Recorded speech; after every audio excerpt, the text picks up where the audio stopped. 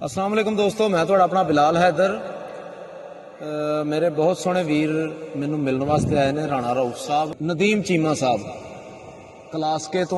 अल्लाह पाक इन्हां नूं सलामत रखे। और इन्हां दी नज़र एक बाबा जी बुले शाह सरकार दा शेर है। सरकार लिखते ने कि ना करमान रपईए वाला ते ना बन बो वड्डे पगे, ना करमान रपईए वाला ना बन बो वड्डे पगे, खोटा खरा पछाण लैणगे ते जदों गयो सराफ दे अगे ते माला पूरा वजनो खोटा,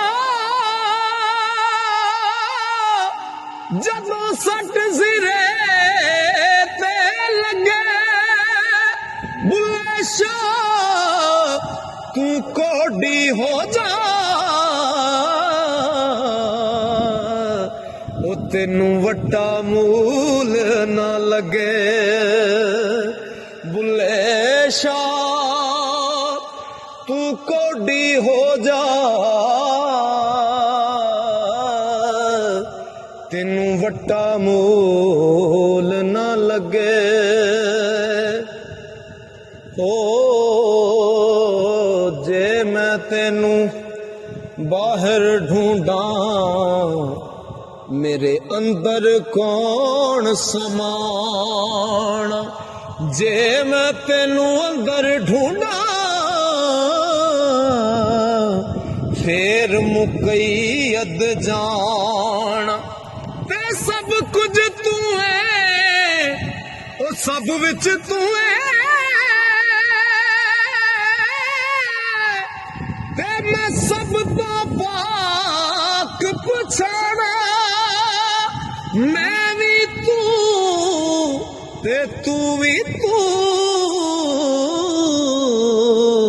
विच बुला कौन निमाना। बाबा जी बुले शाह सरकार दा एक मेरा बड़ा मशहूर शेर है, मैं तुहाडी नजर कर रहा कि ठाकर नालों ठीक कर चंगा